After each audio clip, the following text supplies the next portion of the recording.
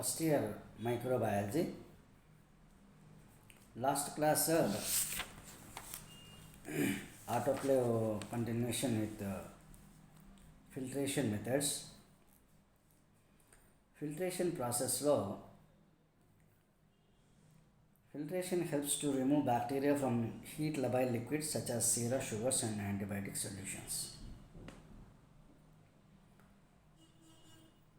మైక్రోబయాలజీలో sterilization ప్రాసెస్లో ఇక filtration process one of the method అన్నమాట.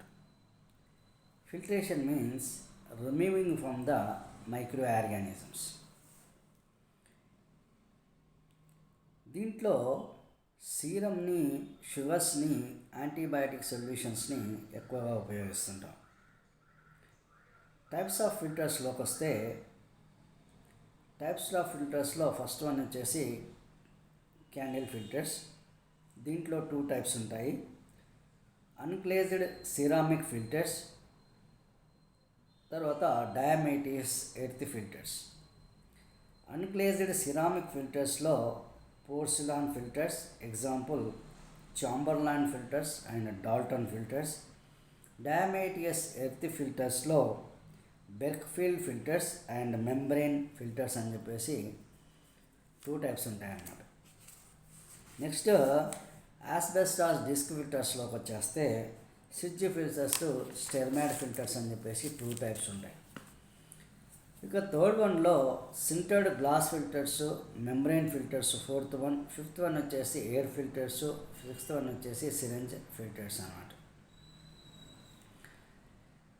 దీంట్లో ఫస్ట్ వన్ చూసుకుంటే క్యాండిల్ ఫిల్టర్స్లోకి వస్తే మామూలుగా ఈ క్యాండిల్ ఫిల్టర్స్లో మీరు మ్యాక్సిమం ఇళ్లలో చూసుంటారు.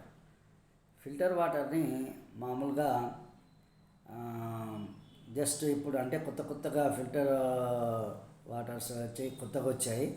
అవి కాకుండా కొంచెం పాత పద్ధతిలో కనుక చూసుకుంటే 3 క్యాండిల్స్ ఉంటాయి అన్నమాట. యాస్బెస్టాస్తో తయారు చేసినటువంటి 3 క్యాండిల్స్ ఉంటాయి. లోపలి భాగంలో 2 బాక్సులు వస్తాయి. ఒకటేమో ఫిల్టర్ అయినటువంటి వాటరు, పైనేమో ఫిల్టర్ కావాల్సిన వాటర్. ఫిల్టర్ కావాల్సిన వాటర్లో మనకి 3 క్యాండిల్స్ ఉంటాయి అన్నమాట. ఆ క్యాండిల్స్ 3 ఫిల్టర్ చేయడానికి మనకి ఉపయోగపడతాయి అన్నమాట. అయితే ఈ క్యాండిల్ ఫిల్టర్స్లోకి వెళ్తే candle filters have been used widely for purification of water for industrial and drinking purposes. అయితే మ్యాక్సిమం ఇండస్ట్రియల్ పర్పస్లో కూడా క్యాండిల్ ఫిల్టర్స్ని యూజ్ చేస్తారు. దీన్ని ప్యూరిఫికేషన్ ఆఫ్ వాటర్ అంటే వాటర్ని ఫిల్టర్ చేస్తుంది కాబట్టి డ్రింకింగ్ వాటర్కి తాగడానికి మనము ఉపయోగిస్తుంటాం. మీరు వైట్ లైట్ గోధుమ కలర్లో ఉంటాయి క్యాండిల్స్, అవి చూసింటారు. ఫిల్టర్లో కనుక 3 క్యాండిల్స్ ఇప్పటికీ ఉంటున్నాయి, చూస్తారు. ఇక సెకండ్ థింగ్ వచ్చేసి యాస్బెస్టాస్ డిస్క్ ఫిల్టర్స్లోకి వెళ్తే డిస్పోజబుల్ సింగిల్ యూజ్ డిస్క్ అనమాట. యాస్బెస్టాస్ డిస్క్ అనేవి ఎక్కువగా యూజ్ అండ్ త్రో సిస్టమ్, డిస్పోజబుల్గా ఎక్కువగా వాడుతారు. దీంట్లో సింగిల్ యూజ్కి ఎక్కువగా ప్రిఫరెన్స్ ఇస్తామన్నమాట. High absorbing capacity and alkaline filter liquids. వీటిలో మనకి హై అబ్జార్బింగ్ అంటే ఎక్కువగా అబ్జార్బ్ చేసుకునే దానికి వీలుగా ఉంటుందన్నమాట. These filters made up of asbestos magnesium silicate ఎక్కువగా ఉంటుందన్నమాట. ఈ ఫిల్టర్స్లో మనకి యాస్బెస్టాస్ అనేది పదార్థం ఉంటుంది. ఈ యాస్బెస్టాస్ ఉండడం వలన దీన్ని మెగ్నీషియం సిలికేట్ అని చెప్పేసి అంటారు. ఇక థర్డ్ వన్ వచ్చేసి sintered glass filters. These are prepared by heat fusing finally powder glass particles of graded sizes available different pore sizes అన్నమాట. అయితే ఇందులో మనకి ఈ యాస్బెస్టాస్ వచ్చేసి అండర్లైన్ చేసుకోండి. Asbestos consist of a magnesium silicate. ఇది అండర్లైన్ చేసుకోండి, ఎందుకంటే ఎక్కువగా అడుగుతుంటారు అన్నమాట. యాస్బెస్టాస్ డిస్క్ ఫిల్టర్స్లో ఉండేది దేనిదండి కన్సిస్ట్ ఆఫ్ అంటారు. అప్పుడు asbestos disc filters consist of a magnesium silicate. Then next sintered glass ఫిల్టర్స్లోకి వస్తే these are prepared by heating fusing finally powder glass particles of graded sizes available different pore sizes. So దీంట్లో sintered glass ఫిల్టర్స్లోకి వస్తే available 4 sizes అనేటివి ఉంటాయి మనకి. అంటే ఒక్కొక్క ఫిల్టర్ అయితే చేయడానికి ఉపయోగపడతామో దాని యొక్క సైజెస్ అనేది డిఫరెంట్ సైజెస్గా ఉంటాయి. ఒక్కొక్క దాంట్లో స్మాల్ సైజ్ ఉంటుంది, దాంట్లో కొంచెం రౌండ్ సైజ్ అంటే సైజ్ యొక్క పూరింగ్ అంటే రంధ్రం యొక్క సైజ్ అనేది ఒక్కొక్క దాంట్లో కొంచెం డివైడ్గా ఉండడానికి అవకాశం అనేది ఉంటుందన్నమాట. ఇక ఫోర్త్ వన్కి వచ్చేస్తే membrane filters. Membrane filters made up of cellulose esters or polymerase. Membrane filters cellulose ఈస్టర్స్తో కానీ పాలిమరేజ్తో కానీ తయారు చేయబడి ఉంటాయి. Used for water purification. ఇవి వాటర్ ప్యూరిఫికేషన్కి ఉపయోగపడతాయి. Average pore diameter 0.22 mm in సైజ్గా ఉంటుంది. వీటి యొక్క యావరేజ్ డయామీటర్ ఎంత ఉంటుంది అంటే 0.22గా ఉండడానికి అవకాశం అనేది ఉంది. ఎయిర్ ఫిల్టర్స్లోకి వస్తే అయితే యాస్బెస్టాస్ కన్సిస్ట్ ఆఫ్ మనకి మెగ్నీషియం సిలికేట్ కదా. సింటర్ గ్లాస్ ఫిల్టర్స్లో అవైలబుల్ ఏంటంటే మనకి సైజ్ డిఫరెంట్ సైజెస్లో మనకి రావడానికి సింటర్ గ్లాస్ ఫిల్టర్స్ అనేది. దీంట్లో మనం కావాల్సింది ఏంటంటే మెంబ్రేన్ ఫిల్టర్స్లోకి వస్తే మెంబ్రేన్ ఫిల్టర్స్ వచ్చేసి మేడప్ ఆఫ్ ద సెల్యులోజ్ ఈస్టర్స్ అనేది ఉంటుంది. ఈ సెల్యులోజ్ ఈస్టర్స్ లేదా పాలిమరేజ్ అనేది it's a chemical compound. Polymerase ఈ కెమికల్ ఏం జరుగుతుంది అంటే మనకి మెంబ్రేన్ ఫిల్టర్స్ని ఎట్లా ఫిల్టర్ చేయాలి అంటే ఓన్లీ బ్యాక్టీరియానేనా లేదంటే వైరస్లనా లేదంటే పారాసైట్స్ని కూడా ఫిల్టర్ చేసేదానికి అనేది మనకి ఇక్కడ తెలిసిపోతుంది అన్నమాట. నెక్స్ట్ ఎయిర్ ఫిల్టర్స్లోకి వచ్చేస్తే high efficiency particular air filter is known as HEPA filters. HEPA filters are used in air filtration in laminar airflow system in microbiology laboratory. అయితే ఈ ఎయిర్ ఫిల్టర్స్లో మనకి ఎస్పెషల్లీ HEPA ఫిల్టర్స్ని యూజ్ చేస్తారనమాట. HEPA అనేది abbreviation అన్నది. HEPA high efficiency particular air filter, this is the HEPA అంటారు దీన్ని. మనకి అప్పుడప్పుడు అబ్రివేషన్లో అడుగుతుంటాడు what is HEPA. HEPA means high efficiency particular air filter. Next syringe ఫిల్టర్స్లోకి వస్తే syringe filtered with membrane of the different diameters are available. అయితే syringe ఫిల్టర్స్లో మనకి సిరంజితోని ఫిల్టర్ చేసేదానికి దీన్ని ఉపయోగిస్తారు. నెక్స్ట్ వచ్చేసి రేడియేషన్స్ అన్నమాట. Radiation consist of ionizing radiation, non ionizing radiations అని 2 టైప్స్ అన్నమాట. అయోనైజింగ్ రేడియేషన్లోకి వెళ్తే 2 types of the radiation are used for sterilization. ఒకటి ionizing radiation and non ionizing రేడియేషన్లోకి వెళ్ళిపోతూ ఉంటాం అన్నమాట. అయితే ionizing radiations include in X rays కానీ, గామా రేస్ కానీ, తర్వాత కాస్మిక్ రేస్ కానీ ఉంటాయన్నమాట. ఈ అయోనైజింగ్ రేడియేషన్స్ ఎస్పెషల్లీ ఈ యూజ్డ్ ఫర్ ఎక్స్రేస్ అని చెప్పేసి మనం ప్రతి ల్యాబ్లో ఇప్పుడు కంపల్సరీ అయిపోయిందనమాట ఎక్స్రేస్ తీసేదానికి. Each and every one skeleton system కానీ, లేదంటే బోన్స్ యాక్సిడెంట్స్ కానీ, లేదంటే లంగ్స్ సిస్టమ్ కానీ, ఆర్గన్స్ లివర్ కానీ, లేదు ఎనీ టిష్యూ డ్యామేజ్ కానీ, ఎనీ మస్కులర్ డ్యామేజెస్ కానీ, ఖచ్చితంగా బోన్స్ డ్యామేజ్ అయితే పక్కా కంపల్సరీ ఎక్స్రేస్కి తీసేదానికి ఉపయోగిస్తాం. Next gamma rays and cosmic race అయితే కనుక జాండీస్లోకి వెళ్తే జాండీస్లో మనకి న్యూనేట్ బేబీస్ ఉంటారు, అంటే అప్పుడే పుట్టినటువంటి పిల్లలు ఉంటారు. ఈ అప్పుడే పుట్టినటువంటి పిల్లలని మనం ఏం చేస్తామంటే లివర్ అంటే వాళ్ళకి సీజరింగ్ ఇప్పుడు నవేడేస్లో కంపల్సరీ సీజరింగ్స్ అవుతున్నాయి. సీజరింగ్స్ వల్ల మొట్టమొదటిగా వచ్చేటటువంటి డిసీజ్ లివర్ డిసీజ్ అనమాట. పిల్లలకి జాండీస్ వచ్చేస్తుంది. ఆ సీజర్స్ కంటామినేషన్ వల్ల మనకి జాండీస్ వస్తుంది. జాండీస్ను తెలుసుకోవాలంటే జాండీస్కి యొక్క ట్రీట్మెంట్ ఏంటి, ఈ అల్ట్రావైలెట్ రేస్ అనమాట. అల్ట్రావైలెట్ రేస్లో గామా రేస్ కానీ, కాస్మిక్ రేస్ కానీ ఉంటాయన్నమాట. కాబట్టి ఈ గామా రేస్ కానీ కాస్మిక్ రేస్ కానీ కంపల్సరీగా మనం ఉంచేదానికి ఏం జరుగుతుందంటే ఈ అయోనైజింగ్ రేడియేషన్ ఎక్కువగా ఉపయోగిస్తారు. ఇక గామా రేడియేషన్లోకి వెళ్తే gamma radiations are cold sterilization methods. అయితే ఈ కోల్డ్ స్టెరిలైజేషన్ మెథడ్స్లో మనకి కొన్ని వ్యాక్సినేషన్స్ కానీ కొన్ని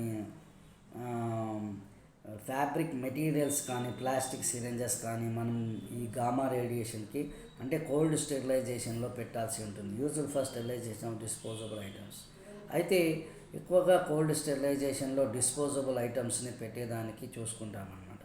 అయితే ఈ డిస్పోజబుల్ ఐటమ్స్ ఏమేమి ఉన్నాయి? Plastic syringes. అయితే నవేడేస్లో all syringes used for plastic అనమాట. వై? బికాజ్ ఇంతకుముందు స్టీల్ వాడుతుండే, అప్పుడు కంటామినేషన్స్ ఎక్కువగా ఉంటుంది. ఇప్పుడు నవేడేస్లో use and throw system. So number of diseases they are coming. So that is why especially only each and every one metal I think use and throw system కిందకి use చేస్తున్నారు అన్నమాట. ఇప్పుడు ప్లాస్టిక్ సిరింజెస్ కానీ వేరే materials కానీ కేవలం use and throw సిస్టమ్ని ఉపయోగించడానికి అవకాశం అనేది ఉంది. సో నెక్స్ట్ వచ్చేసి స్వాబ్స్ అన్నమాట. స్వాబ్స్ని కూడా జస్ట్ యూజ్ అండ్ త్రో సిస్టంలోనే తీసుకుంటారు, శాంపుల్ కలెక్షన్ చేస్తారు. ఇప్పుడు కరోనా వైరస్కి ఎక్కువగా శాంపుల్ కలెక్షన్ చేస్తున్నారు. త్రోట్లో కలెక్షన్ చేసేసి యూజ్ అండ్ త్రో దాన్ని మళ్ళీ ఇంకెవరికి ఉపయోగించరు. Only one time they are using, but after then give the disposable అనమాట. నెక్స్ట్ కల్చర్ ప్లేట్స్లోకి వస్తే కల్చర్ ప్లేట్స్ గామా రేడియేషన్లో చేస్తాము. ఎందుకంటే కోల్డ్ స్టెరిలైజేషన్లో చేయాలి. అట్లా చేస్తేనే కోల్డ్ స్టెరిలైజేషన్లోనే మనకి స్టెరిలైజేషన్ చాలా బాగా అవుతుంది అన్నమాట. ఇక క్యాన్యూల్స్ క్యాథెటర్స్ అనేవి ఎస్పెషల్లీ సర్జరీ టైంలో ఉపయోగించేదానికి చేస్తారన్నమాట. ఈ క్యాన్యూల్స్ కానీ క్యాథెటర్స్ కానీ. తర్వాత ఎనిమల్ ఫీకర్స్ వచ్చేసి మనం మామూలుగా ఇన్సినరేషన్ చేయాలి, లేదంటే డిస్పోజబుల్ చేయాల్సి బయోమెడికల్ వేస్ట్లో డిస్పోజబుల్ చేయాల్సి ఉంటుంది అన్నమాట. నెక్స్ట్ కార్డ్బోర్డ్ వచ్చేసి కార్డ్బోర్డ్లో మామూలుగా మనం సర్జరీకి వాడిన తర్వాత కార్డ్బోర్డ్లో మనం కొన్ని కార్డ్బోర్డ్ని సర్జరీ టైంలో కానీ అంటే ఈ ఆపరేషన్ థియేటర్లో కానీ లేదంటే ట్రీట్మెంట్ విషయంలో కానీ మనం కార్డ్బోర్డ్స్ని యూజ్ చేయాల్సి వస్తుంది. అక్కడ వాటిని కూడా కార్డ్బోర్డ్స్ని యూజ్ చేసినప్పుడు వాటిని కూడా మనం గామా రేడియేషన్కి పంపించాల్సి ఉంటుంది. Next oils, గ్రీజెస్.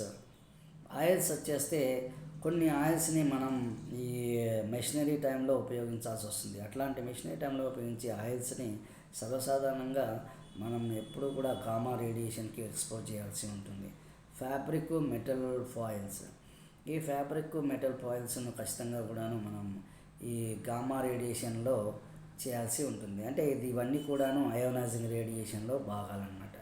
Next non ionizing రేడియేషన్కి వెళ్ళిపోతే నాన్ అయోనైజింగ్ రేడియేషన్లో these including increased and ultraviolet or electromagnetic rays అన్నమాట. With wavelength longer those visible light are use. అయితే ఎక్కువగా నాన్ అయోనైజింగ్ రేడియేషన్లో కూడా అంటే ఈ అయోనైజింగ్ రేడియేషన్లో gamma rays, cosmic rays, X rays expose చేస్తాం.